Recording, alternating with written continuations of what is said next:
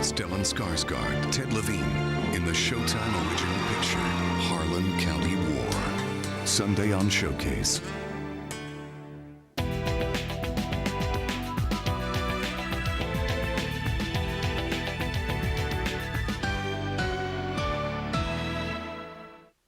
The following presentation is rated TVMA.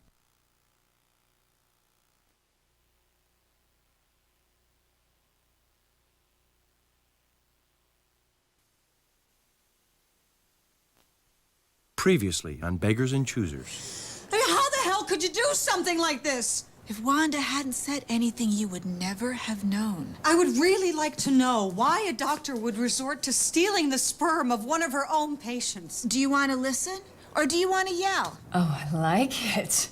Professionally speaking, I mean. We don't think that a doctor who behaves in this outrageous, unethical, criminal manner should be allowed to victimize the public any longer. So first thing, we go after her license. Well, yes. And in 6 months, I'll have her selling oranges on a freeway off-ramp. Sound good? Yes. I suppose. It's not like you're handing over nuclear secrets. You're just giving me a heads up on LGT's development. Now, Nigel has an old laptop computer. He always took it to Barbados. That computer will have the prospectus, the budgets, and all the secrets. You have to get in there and poke around. No, don't put that in.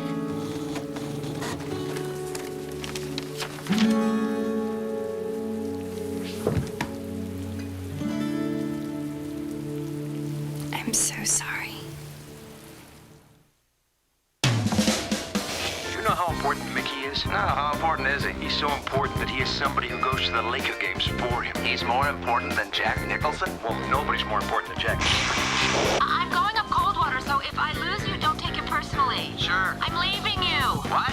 Yeah, Connie, I just pulled into the parking lot, but there's a big fat guy here. Looks like a process server. I need you to bring down my mail and coffee in a bear claw.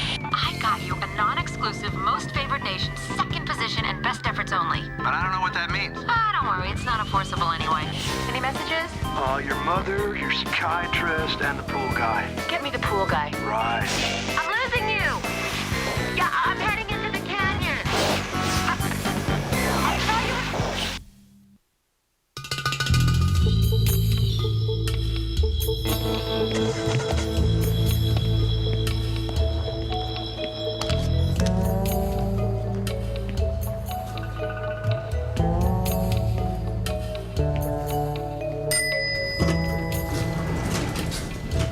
Thank God you finally showed up. I'm riding this stupid elevator up and down since 8 just so I could grab you. Uh-huh.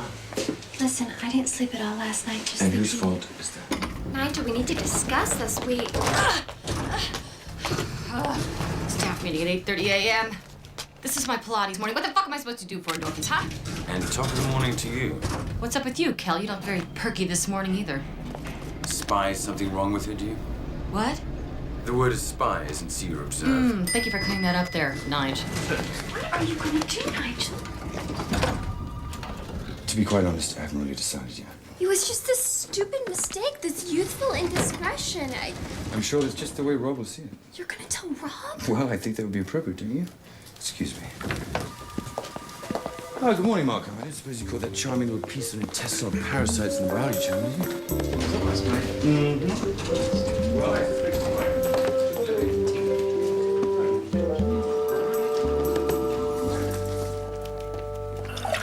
Good morning, everyone. Thank you for coming in early. I've got some very exciting news to share with you, and I think we're going to have to kind of hit the ground running.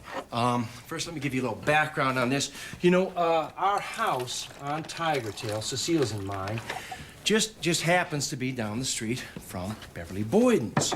Now, we're not really friends, but we do kind of, wave at each other whenever we pass each other. Anyway, I happened to run into her at the Brentwood Market on Saturday, and we got to talking for the first time. And, well, long and short of it is, guess who wants to do TV? Beverly Boyden wants to do television? Yes, she was saying to me that all the great women's roles are on television these days. Beverly Boyden?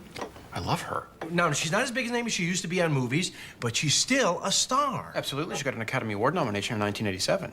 Yeah, well, anyway, I just had this hunch that she would really work on a small screen. And I thought we better get on it pretty quick, you know, before Barry Berman meets her at the Brentwood Market. So I give Marty a call on his cell at, what time on Saturday? 4:30 p.m. Calls me on the 17th hole at Rancho Park. I'm putting for a birdie. Okay, Marty's got a relationship with Ed Joyce over the Morris office.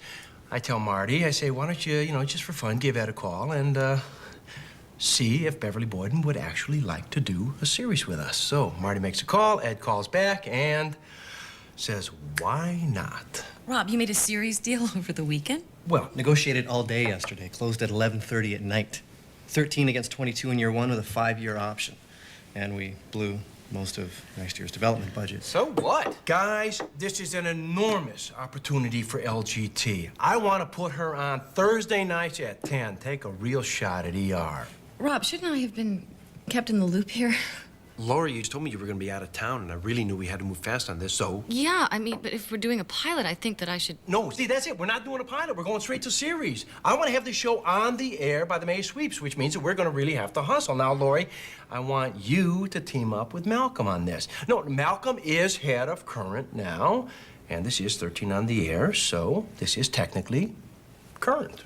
Yes, Rob, but I can't... Sorry, I'm late. I'm so sorry. I got stuck on the PCH. Yeah. You know, you don't make that light at sunset, you're fucked! You can't believe it. Traffic in L.A.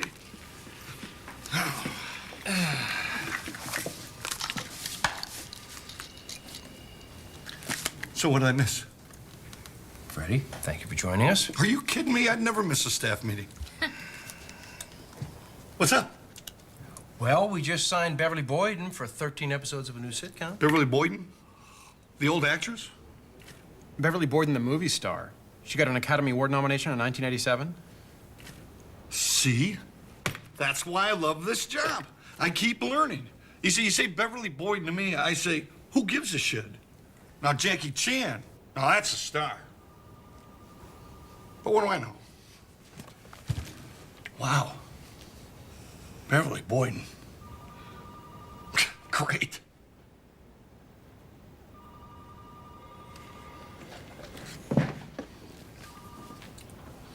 Okay. Well, that's it then. Why don't Lori, Malcolm, you put your heads together and see if you can come up with some writers by noon. Rob, can I come to your office? I have something I need to discuss. Yeah, sure. Hi. You work here? I'm Freddie Falco. Hi, I'm Kelly Kramer. Kelly, what do you do here? Just an intern. Like a nurse's intern? Or... I'm really sorry. I'm just... Want to have a cup of coffee? Look at that. Oh, yeah. Come on in. So, what's up? Well, something has come up, and to be quite honest, Rob, I'm really not sure how to proceed. Well, just go ahead. Well, I don't know if you know this, but... Sorry to interrupt, but Nigel, there's an emergency phone call from London. Your mother. Oh, dear. Jeez. Go, yeah. Mommy? Have you said anything yet? Sorry? Before you do, you have to hear me out. Really? Nigel, I am begging you, please. I'm in your office. All right, Mom. I'll talk to him straight away. Okay. My mother's, Springer Spaniel Cedric is in for, exploratory surgery. And, they want to remove his prostate. Didn't even know a dog had a prostate. Did you? In any event, if you'll excuse me, Rob, I have to, ring the vet before he actually does the surgery.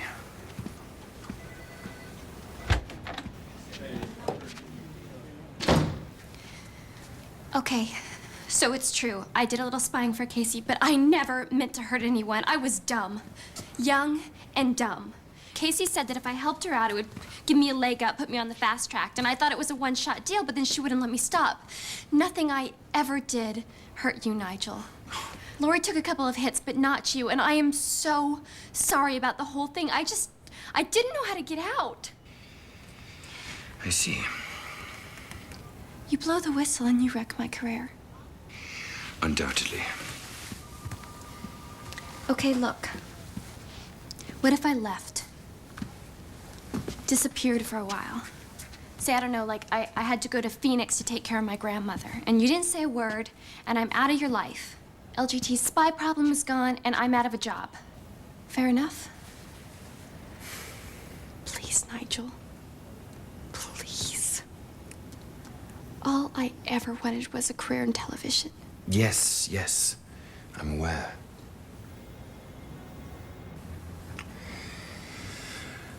Well, your offer is certainly very interesting, Kelly. But a trifle short-sighted. The way I see it, there's another option. What do you mean, another option? Well, the information highway is a two-way street, isn't it? I mean, there's no reason information from NBC shouldn't find its way here. You want me to spy on them? A shame to let all that training go to waste. Nigel, I can't do this. Yes, you can. You've done it before, and you can do it again. Just a different puppet master pulling the strings. Obviously, no one needs to know about our little arrangement except for you and I. You know, when I went down to Rob's office, I wasn't going to tell him about you. I was going to ask him for some real estate advice. I was thinking about buying a house on the west side. You son of a bitch. Brad, no. No, Brad, don't agent me, okay? You know we're gonna top whatever ABC is offering. Besides, who the fuck needs another Fran Drescher show? You tell me that, because I... Great. Have him here by 3, all right? Thanks. So let's talk writers. Look, Malcolm, I know Rob wants us to work together on this project, and I have no problem with that, other than the fact that you'll be going to school on this while I have, like, this huge time pressure on my hands. So be that as it may, I'm sure I'll be able to cope. Finished? Am I finished? With the bullshit, because I don't need to hear it. Okay? Okay, Okay, let's work together. So who'd you have in mind? Zach and Felicia. The Steiners, good idea. They available? Oh, they'll be here at 3. You already hired them? Well, honey, they were about to do this cockamamie thing at ABC. I would have lost them. Wait, you mean they signed on to a show and they didn't even know the concept? Malcolm, they're TV writers, all right? I thought actors were insecure. Trust me, Malcolm. Writers make actors look like relatively sane people. Cecile, all the lawyer is saying is it is not a slam dunk. Okay. Well, the laws in this area are apparently a little vague, and they're not automatically going to prosecute her. No, I do share in your sense of outrage. I'm just a little tired. Yes, I met with her for an hour. Yeah, and she is exploring our options. Yes, we can probably get her license yanked. Okay. No, I am staying on it, Cecile, but I've got a network to run. Oh, yeah. No, I am not saying that you're not as busy as I am. All I'm, you know, Cecile, I think we're both a little tired here. It's late in New York. Why don't we talk in the morning? Okay? Okay. Daddy. Good night. Daddy, you remember Mrs. Persky from down the street? Glenda. Sure. Hi, Glenda. What's everything all right? Wonderful. Rob, how are you? Me? I'm fine. We're fine here. Yeah. I was making a meatloaf tonight for Amy and Todd, and 2 meatloafs are as easy to make as one, so I made an extra one for you. Oh, thank you. Yeah, well, that's... When Hal and I split up, home cooking became such a rarity. Doing it all myself, there weren't enough hours in the day. You know, that's really a considerate thought, Glenda, but Cecile's just in New York working. Of course. No, honestly, we're managing fine. Well, just remember to take time for Rob Malone. Be good to him. I'll stop by tomorrow night to pick up the pan. Yeah. I think that was very thoughtful. Thoughtful, hardly. What do you mean? Daddy, with Mom in New York, the vultures are swooping in. Oh, come on. That's ridiculous. I hate to break it to you, Daddy, but when an attractive, successful, heterosexual guy comes on the market... On the market? What do you... I'm sorry, it's true.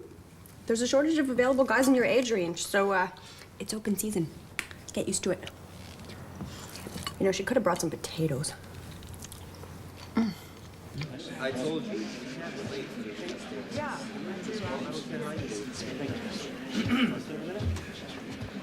Okay, if I could have your attention, please. Thank you all for coming. As you all know, here at LGT, we are committed to bringing exciting programming to our audience. And this morning, I'm sure you'll agree, we are about to fulfill that commitment in a very dramatic way, because we are here to introduce you, ladies and gentlemen of the press, to the newest face in the LGT family, the great film star, Miss Beverly Boyden.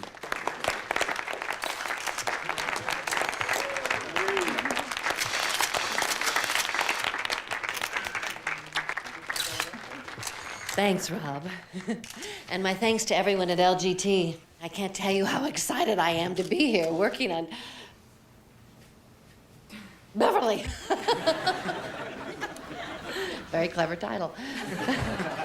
And now I would be happy to answer any questions, although I must admit, despite all those films of mine, the world of television is very new to me. I probably have more questions than you do. Yes? Could you tell us, Miss Boyden, why you chose to do a sitcom? I mean, in your films, you played Catherine the Great, Indira Gandhi, a Holocaust survivor. What I love about television is the ability for a role to evolve over a number of episodes. You're not locked into one movie or one script. It's very exciting. Yes? Who will the showrunners be? Let me take that. Dave, I think every writer-producer in this town is going to be lining up for a chance to work with Beverly Boyden. So we have the luxury of choice. And I know we're going to find the perfect fit. So you're taking your time finding someone? Take our time? No, Dave. This is television. We are scheduling this show to debut for our May sweeps. So this is more than just a pilot. Oh, yeah, no, it's 13 on the air, yeah. I mean, why not? I mean, what could go wrong when you've got an elegant star and an intelligent show? I mean, you guys don't have any problem with occasional elegance and intelligence on television, do you? Any idea of the concept? We know that whatever the venue, whatever the franchise, whatever the ancillary characters, Beverly will be appointment television.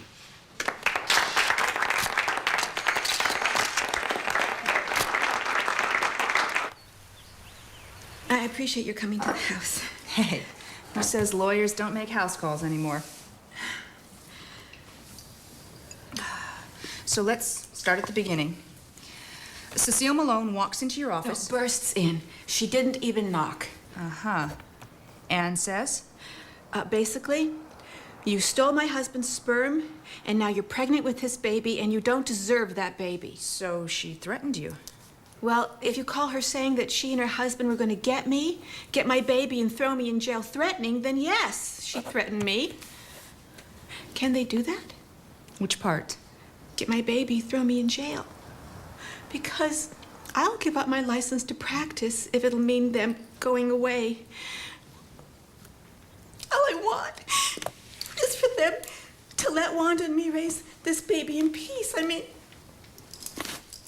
is that really a terrible thing to ask?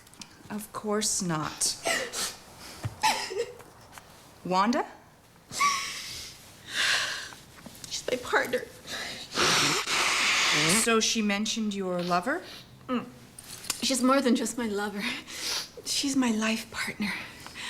And we want this baby more than anything in the world. Of course. Okay, here's what we're looking at. Cecile Malone, wife of a rich and powerful man, storms into your office without permission, which constitutes a trespass. Then she makes profane and abusive threats to a pregnant woman, which is intentional infliction of emotional distress, maybe more. Maybe she was attempting to induce a miscarriage. Let me fool around with that one. Then she starts spewing homophobic remarks about your lover. I think we're sitting pretty here. What do you mean, sitting pretty? When we take them to court. We're taking them to court? Uh-huh. A preemptive strike. What are we taking them to court for? For a restraining order. To keep this woman, Cecile Malone, at least 500 yards away from you at all times. That'll shake them up. And this will make for a terrific press release. Look, I really don't want any publicity. I hate to tell you this, but in a political struggle like this, it is your very best friend. Two gay women who want nothing more than the right to express their normal maternal instincts, whose only crime is using someone else's sperm, which, technically speaking, all women do. The press will like this, and they will like you. An articulate, telegenic, lesbian freedom fighter. But Gloria, I'm not an articulate, telegenic, lesbian freedom fighter. I'm just a mother who wants to keep her baby. Lillian, you are not just fighting this battle for yourself and Wanda. You are fighting it for the right of every female couple in this country to have equal access to sperm. You are going to be a heroine. Someday your baby will be very proud of you. You think so? You bet. Beverly.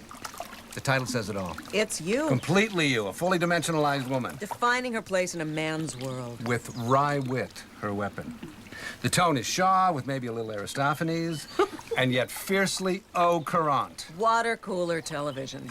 It sounds very enticing, George Bernard Shaw on TV. Well, Beverly, that's why I hired them. And they do George Bernard Shaw better than anyone else in town. Yeah, but we do have to make the dialogue contemporary, don't we? Shaw for the 21st century. Shaw with a little David Mamet thrown in.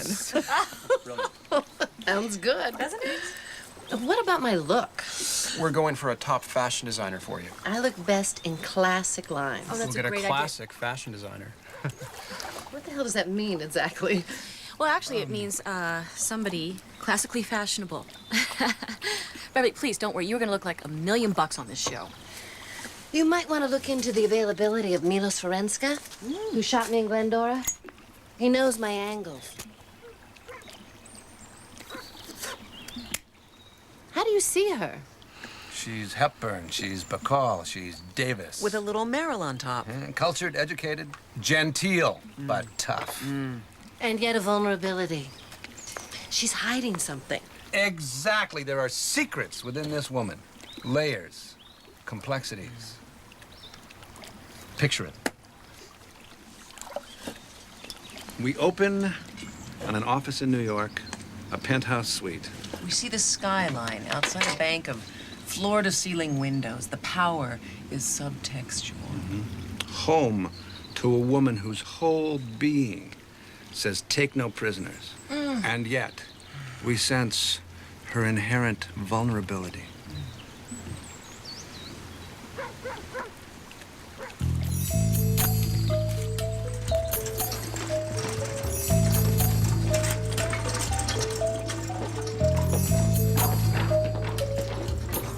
Ladies and gentlemen, the lovely and talented Beverly Boyden. Thank you, but I should be applauding you. What a lovely set. George Bernard Shaw with the soupçon of David Mamet. Well, shall we go to work? Let's go to work. Great. I just can't believe Clay left me. Did he say why? Something about his knees, how I don't understand his knees. Well, what's so special about his knees? I have knees, you have knees, everybody has knees. I think he probably said needs, dear. Well, that's a whole other kettle of fish, isn't it? And we fade out. Bravo. It read beautifully. Thank you. Well, once we get it on its feet and, of course, actually cast an actor for the part I was playing, it'll all come together. You know, it's a shame we have to shoot the whole thing in one day. It would be so nice to really nail this material. Yes, but we have rehearsals all week long before taping day. Oh, it is a bit of an assembly line process, isn't it? That's the nature of the beast. We just keep refining it. Well, I hope you don't rewrite too much. Oh, no, Beverly. We just rewrite the chaff, but keep the wheat. Right, guys? Absolutely. We fix the chaff, keep the wheat. Right. All right, let's take 5, and then we'll let Andrew. Andrew, I'm so sorry. We'll let Andrew block the first scene.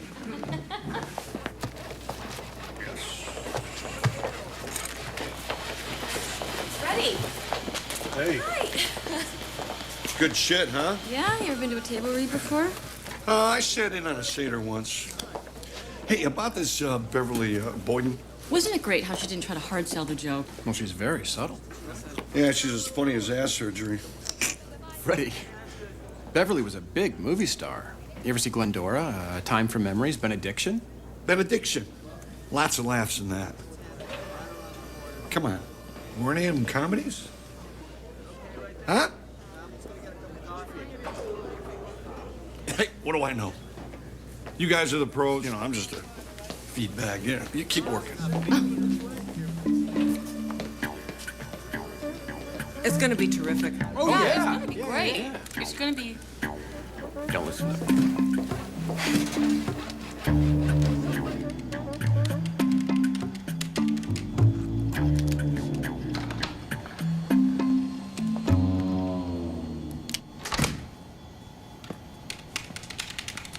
Okay.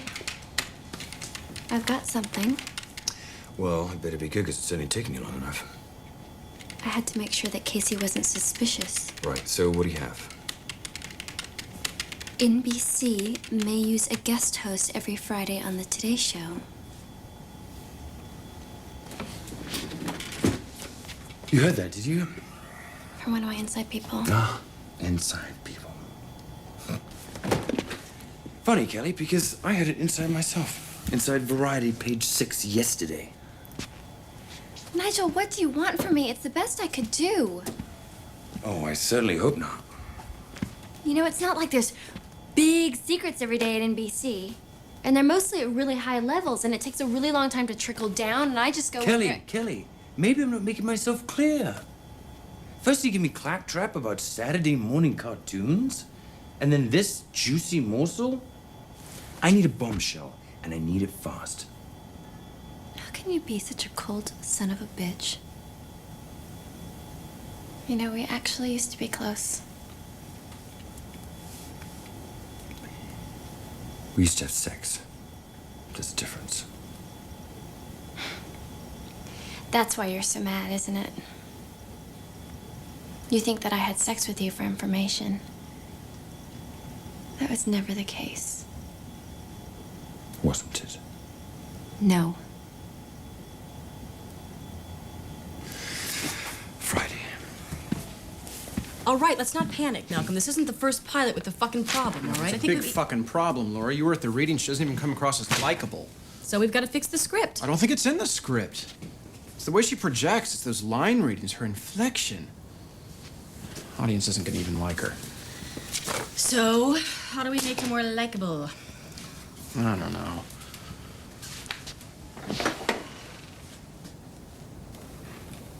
A kid. A kid? Her orphan nephew comes to live with her. But she can't find childcare, so she takes him to the office. And everybody yeses her because Beverly's the boss. But kids are honest. The nephew tells her exactly what he thinks. And by listening to him, the company averts disaster. We tone down the set. Tone down the wardrobe. Soften that hair. Less makeup, less jewelry, and every episode ends with Beverly tucking the kid into bed and listening to his prayers. Thank you, God, for Auntie Beverly, the bestest lady in the whole wide world. I like it. That's good. I like it. That's gotta call Zach and Felicia, okay? They have Right. to get on this tonight. This is great. Oh my God, we're gonna save this fucker. Right.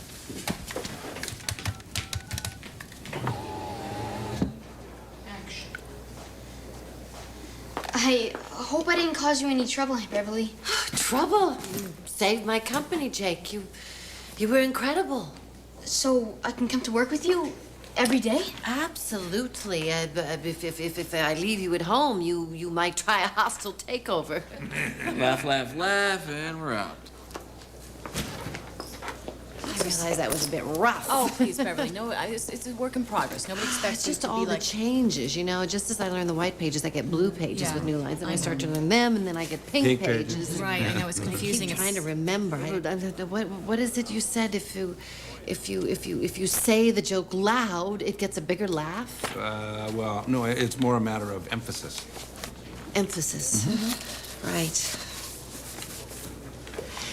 Don't you think the kid is mugging a bit much? Oh, don't worry. We'll cut around that. Beverly, it is going to be fantastic, all right? It's just, it's the process, you know? The process. Yes, yes. Just the process. It's gonna be great. Christ, are we in the crapper? Beverly and that kid, there are no sparks. No, she needs more to bounce off of. You can't bounce off a kid. You know what she needs is a guy who stands up to her. Vince Lord. Vince Lord! America's dad. Very blue collar. He'll bring her down a peg. Make her accessible. He's a plumber, and the sink in her office leaks. Toilets are funnier. She's blue blood, he's blue collar. Zingers. Tons of zingers. She's pissed, but you know what? She fucking likes it. He asked her out for a beer. She orders a martini. But let's set down more. Tone down the hair. Alicia, come on. We got work to do. Oh, this is gonna be Don't great. worry. We'll get this thing clicking. Good. Click away. Yeah, let's click this baby. This is gonna be great, guys. You know why? Because it's a work in progress. Click. Zach and Felicia have got to go. What are you talking about? We just hired them. Malcolm, there are two uptown fucking hostile takeover jokes. It's like death. I think my clients deserve another shot, Lori. Brad, it's dying. And you know who'd be perfect? Cal Nesbitt. You think we could get Cal Nesbitt? His pilot just went south. Lori, he would be great. I absolutely agree, and that's why I called him last night. You called him last night, Lori? Yep, you know, I bet he has the first act banged out by now. Let's call him. You did? I swear to God. Yeah, no, I did. You went around and you called my client last night? Oh, Brad, please, your package position is safe, all right? Cal, how's the first act coming? Debbie? Debbie, where the hell?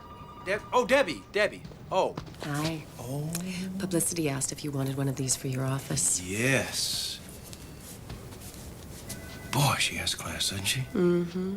And the camera just loves her.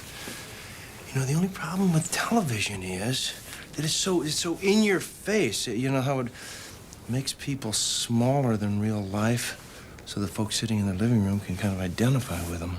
Are you worried she's not going to work? Oh no, she's going to work, Debbie. You know, she better work. This is such a big investment. No, I'm just worried that. I just hope that we don't lose any of her. Oh, that sort of Myrna Loy elegance. Mm. Yeah. She's beautiful. Yes, sir. I wonder what she's like bent over a kitchen table. You know, but by the time they're like 40, they get a little desperate and start clawing the hell out of your back with their nails. You practically need a tetanus shot after you sleep with them. Yeah. Hey, Rob, I heard about your little problem. What little problem? Yeah. Come on, man. I'm a brother here, all right? I've been through it. Yeah? Been there, done that 3 times. Let me give you a little advice. 2 words. Divest. She can't get what she can't find, right? Freddie, what the hell are you talking about? I'm talking about not getting screwed over. I'm talking about not waiting around for a lawyer to start filing writs. I'm talking about a preemptive strike here. Freddie. All right, Candy. All right, you want to talk about rights? Candy, my first one. She was a cocktail waitress at Caesar's, all right? Okay, I was a little blotto. I had a hot run on the crap table, right? I thought, what the hell, let's go down to one of those little chapels downtown, right? Mm-hmm. Let me tell you something. She could suck the peel off a cucumber. And I paid for it. Boy, did I pay for it. Okay, look, Freddie, I'm not getting divorced, okay? Well, she moved out on you, didn't she? No, she didn't move out. She just took a job in New York City. Rob, wake up. What? A woman moves to New York, she's sending you a message. All right, Trish, number 2, right? No. Moves to Miami because of the weather, right? You know what the weather turned out to be? What? Hank, a marlin fisherman, 6'4" with a 7-foot schlong. Now, how the hell am I going to compete with that? Rob, I'm going to set you up with Milton. Milton? Yeah. Milton's my attorney. He's going to bury your assets so deep she can't find it with a Geiger counter. Come on, Rob. Come on. Don't worry, all right? Milton will take care of it. Yeah. Well, I'm going to go bowl a couple frames. You interested? I've got a little work to do here, okay? Why don't you go ahead? Captain never leaves the wheel. We're men from Gloucester. Oh! Ow! Watch your desk. Thanks for the water. Okay.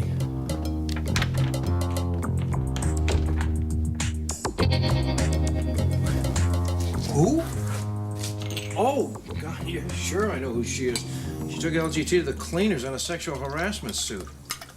Yeah? Yeah. She's representing Whack and Hut? Oh, fuck! Hey, Audrey, could you see who's there? I'm an eagle in the snowstorm. Could you just answer the door, please? No, I'm sorry. What were we saying? Restraining order? You gotta be kidding me. Oh, God. Cecile's gonna love this. Okay. No, let me talk to Cecile and then I'll get back to you. Yeah, okay, bye. Rob Malone, right? Jenna McMahon. I know we've seen each other at soccer. Oh, sure, right. Yeah, hi. You know, Rob, I was thinking it is never too early to start planning next year's carpool. I mean, last year we left it till August and it was just a complete mess. So, I was thinking we each could take 2 days a week. Well, now, you know, Carrie's going to college next year. Is he? Uh-huh. Well, then why don't we have a drink? We could talk about the problems of high school seniors. Oh, I'm sorry. I've got my corkscrew.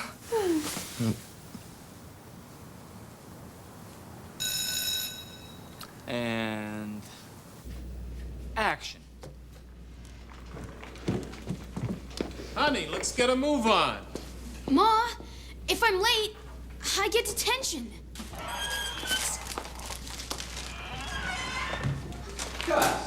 Is there a problem? There are a whole bunch of people in my eye line. Oh, for shit's sake. Beverly, I'm sure we mentioned we'll be doing this run-through with an audience. I'm sorry, but I can't work with people staring at me. Well, that's kind of how this works. The rest are all crew.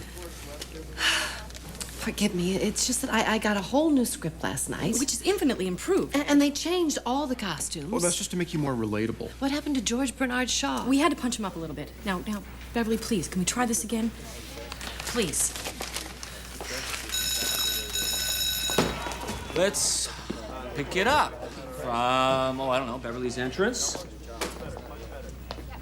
Right. This is And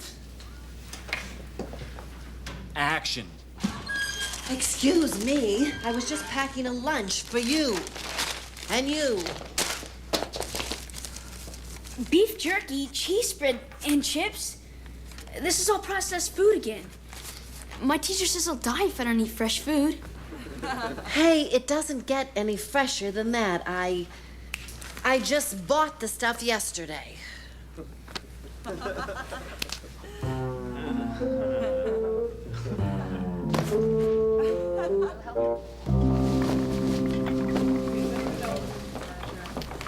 Is this getting better or worse? I can't tell. Well, it's feeling very solid, Beverly. I think you have the audience right where you want them. I can't believe I am married to Vince Lord. I mean, he keeps insulting me. Which makes the audience root for you even more. And how come my lines keep shrinking? Well, Beverly, I think we realized that your comedy is more reactive in nature, like Mary Tyler Moore's. Yeah. Yeah, just keep working on that reaction they showed you. That hear the joke, take the beat, and That's hysterical. you blowing smoke, Malcolm? You nailed it. Jesus, I hope this works. it works. Beverly, please get some rest. We'll see you tomorrow, all right? It's gonna be fantastic. Oh, God, I hope she gets hit by a bus. All right. I think I've got the kind of thing you want.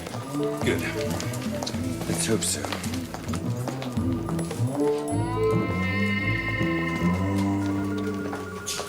Malcolm. Yeah. Malcolm, listen. How's Cal Nesbitt working out in Beverly, huh? Fine. Yeah? So things are coming along, huh? Good. Well, there's, a few kinks that we still have to work out. Great. Well, do you think I should take a look at a run-through? Lori, Rob was thinking about taking a look at a run-through of Beverly. Great. Yeah, later this afternoon. Rob, you know what? It would probably be better if you waited just a little while longer. I mean, we're almost there. We just have a little more tweaking to do. So, Malcolm, can I just see you in my office for one second? Right. But don't worry, Rob, because you know what? It is gonna work great. Part that is so Just great. We're fucked. Oh, shit. I just looked at the test audience results. Malcolm, they still hate her. Listen to this. Phony, unsympathetic, patronizing. Those are the good ones. No, I'm talking about Rob. If he sees the show in this state, he's gonna panic. He really stepped up on this deal, Lori. Yes, I know, Malcolm, and that's why we need to pull this out of the fire. Okay, it's too late to turn back now. Look, don't you think we should at least level with him? He'll pull the plug. And the whole thing will go in the toilet, Malcolm. Plus you and I with it. No, please. We can fix this fucker. I mean, damn it, what is not working here? We put her in a warm, fuzzy family. We gave her a cute kid. We toned down the wardrobe. I mean, what is it? No, the problem is they're still not rooting for her. I know, exactly. She needs odds to overcome, you know? Okay, so we have her do things to show that she's resourceful, compassionate, kind of lovable person who copes. Copes. That's it. That's it. She copes. The kid's dog is having puppies. But suddenly, there are complications. Beverly delivers the puppies. Plus, okay, oh, that's so good. What makes a hero a hero? A villain. We make the kid such a shithead that even Beverly will look good. Oh, that's so good. Beverly, that is such a lousy name. I've hated it since day one. We need a more relatable name. I've got it.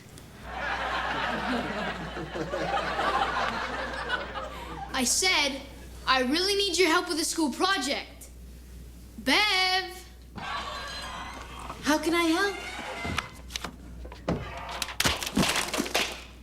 Sorry, Mom, but I have to find just the right pie for the school's pie throwing contest. And I'm wondering if maybe lemon meringue might be aerodynamically superior.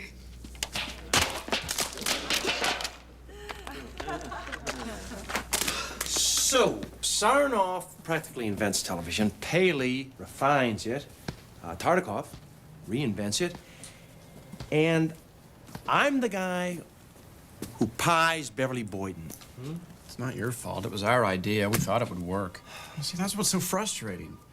The audience saw it more as justice than comedy. That's why they didn't laugh. Rob, the focus groups felt that Beverly deserved to be hit with the pies. They felt there weren't enough pies. Yeah, they sympathized with Vince and the kid for having to live with a bitch like Beverly.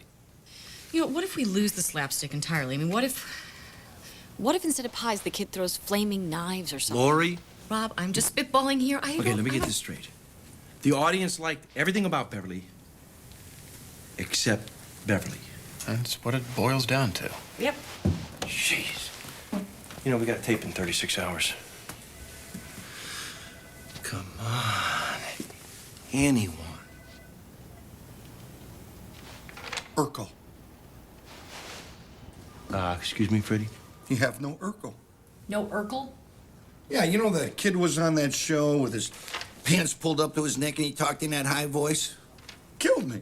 I mean, the rest of the show could stink, but that Urkel scored gold every time. Well, the problem is, Freddie, we can't cast Urkel here because the actor's an adult now, and if he's not off robbing a dry cleaner like every other former child star, then he undoubtedly wants to devote himself to serious roles that showcase his range. Not the Urkel. An Urkel. Now, every sitcom has one.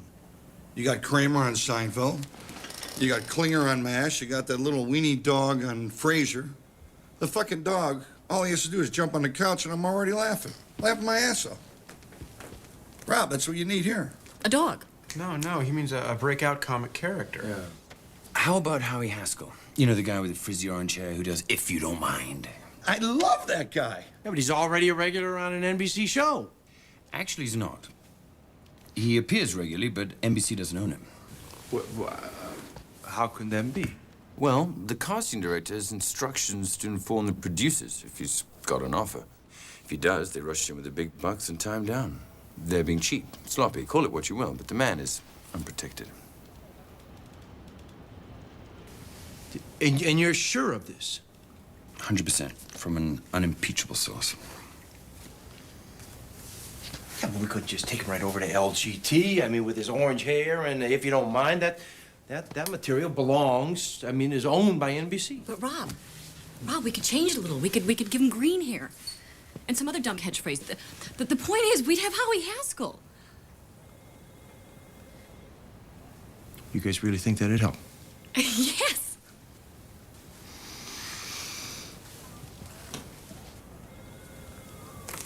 Rob, you're the boss.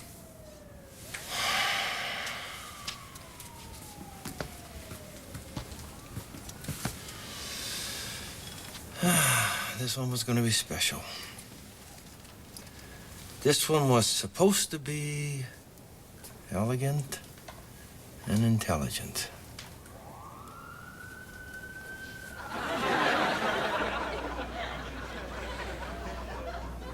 I said, I really need your help with this school project.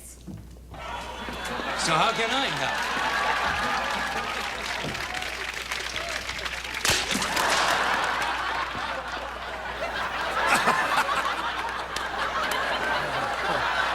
Sorry, but I have to find just the right pie for the school's pie throwing contest. And I'm wondering if maybe lemon meringue might be aerodynamically superior.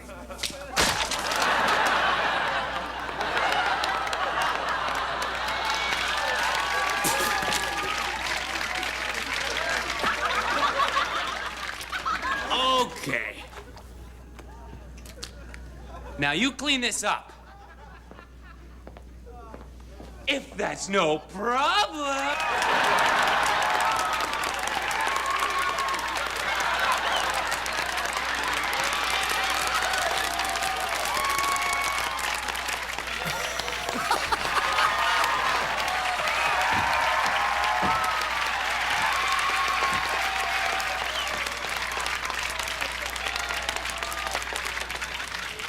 So is this how it works, Rob?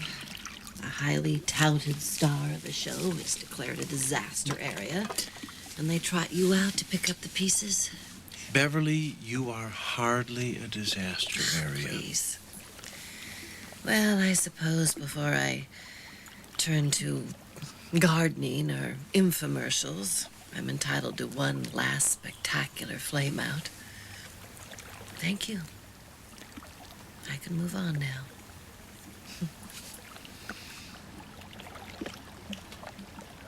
What are you looking at? It's just the way the light is hitting you. It reminds me of that very first shot of you in Benediction. Oh my God, you're a cheap drunk. No, the second that image hit the screen, everyone in this town knew they had a new star. It was that overpowering. Yes, well, ancient history. Beverly, what happened with the show, I take full responsibility for. It's not necessary, Rob. No, really. I am an enormous fan. And the chance to work with someone as beautiful and talented and seductive. Don't stop. Yeah. And as legendary as you, I think just blinded me to the obvious. And what is the obvious? That you are so big and television is so small. It was just a bad fit. Rob, come on. No, really, there are some people that the small screen is just too small for. Well, sounds nice at least. Please, don't make too much out of this one really little event. Any number of projects would kill to get you. You know, the great ones don't disappear, Beverly. Their careers transform. You're very smooth, Mr. Malone. No, I meant every word. Smooth ones always do. Get out of here. I want to have a good cry.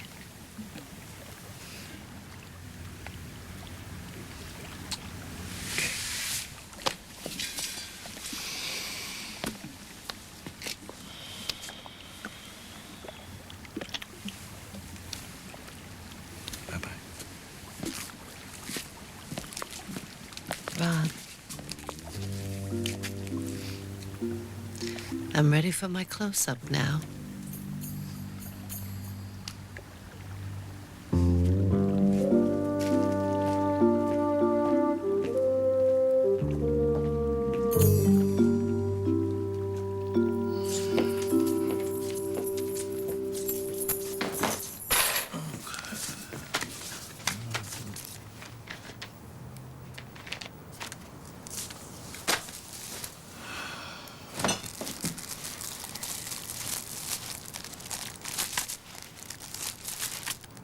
thinking of your helpful comments at Parents' Night. Would love to discuss them further. Maria Taylor, 335 Lions. According to the attorney for a prominent West Side physician who has treated some of Hollywood's best-known couples for infertility. Reached at her home in Westwood, Lillian Wackenhut had this to say. As a doctor specializing in reproductive endocrinology, I have spent my life helping infertile couples have babies. And now, all I want is my own. Is that so wrong?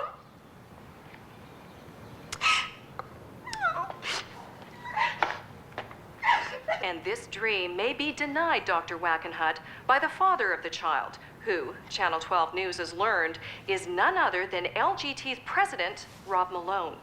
Attempts to reach Mr. Malone have been unsuccessful. So, a woman's womb becomes the battleground in a classic struggle between the powerful and the powerless. The story continues to unfold. This is Candida Bupkis, Channel 12 Action News, reporting live from Westwood.